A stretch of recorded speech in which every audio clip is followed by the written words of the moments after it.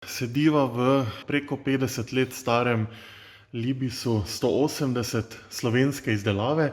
Tako. Samo 11 je bilo narejenih in ta je trenutno edini, še na tleh, a že kmalu v zraku. Tukaj pa kokpit, ki je del njega tudi v barvah 60-ih, instrumenti, kateri so iz tistih časov. Tako. Če gremo najprej v zgornjo vrsto, je to višinomer in sicer je višinomer dokaj novi, zdajšnje izdelave, prav tako brzinomer. Tukaj je prvi od tako imenovanih starih inštrumentov, in sicer žirodirekcional, kateri ima vakuumski pogon. Ta inštrument je popolnoma obnovljen in je star približno isto tako kot letalo, mogoče celo kako leto več, nekje 50 leta, takrat so izdelovali te inštrumente.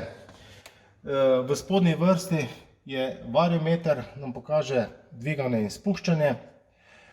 Tukaj v sredini pred mano je nekako pod kotom vgrajen, to je zaradi tega, ker je avion klasični tip in je dokaj pri poletanju rep zelo nizek, je umetni horizont, enako izdelan v 50 letih, ta trenutek je vkočen in tu je tako imenovana kroglica in metlica, se je reče, ko nam pokaže kotno hitrost letala, se pravi, če nimamo zunanje vidljivosti, če držimo to metlico in kroglico v sredino, ne glede na to, da izgubimo zunanjo vidljivost, lahko letalo letimo pravilno.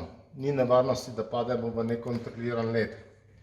Srednji del armaturne plošče je narejen iz pritiska goriva, mali inštrument, trostruk indikator se mu reče, pritisk olja, temperaturo olja in temperaturo cilindrov, obratomer motorja, zelo važni inštrument, z njim odrejamo moči, voltmeter in količina goriva.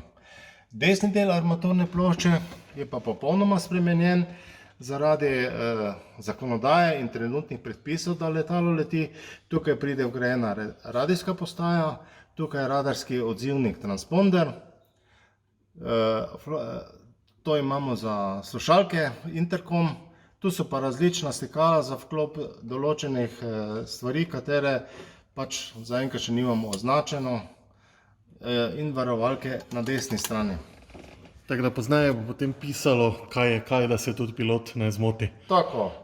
V srednjem spodnjem delu, kaj je izključno za posluževanje z motorjem, to je ročica za gas, to je ročica za uporabo, če letimo v hladnem vremenu, da jemljemo zrak iz motorskega prostora, da ne pride do zamrzovanja karburatorja, to je za odrejevanje zmesi glede na višino leta. Desna ta ročica je za spuščanje in dviganje žaluzije hladilnika, leva je za spuščanje in dviganje žaluzije za temperaturo cilindra motorja. Od spodaj je stari, zelo klasičen stikalo, piše paljenje, takrat so pač bile tile na razpolagi v Jugoslaviji, in sicer 1, 2, 1+2 pomeni levi magnet, desni magnet in levi in desni magnet. Tako, tale ročica, tule je nedokončano še, tukaj se bo videlo, pride ročica za odpiranje in zapiranje goriva. Tale ročica je pa za stopnjo flapsov, in sicer prva stopnja za tako imenovano take-off position, se pravi za poletanje, in druga stopnja za pristajanje.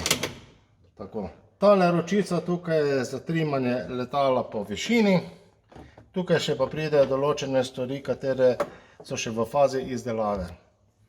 In z letalom, če bo vse po sreči, prenova šla po načrtih, bi lahko poleteli kdaj? Sposobno bo za letenje v roku enega meseca, kar se pa tiče administracije, katera sledi temu, z vsemi dovoljenji in ostalimi papirji, pa bomo videli kako.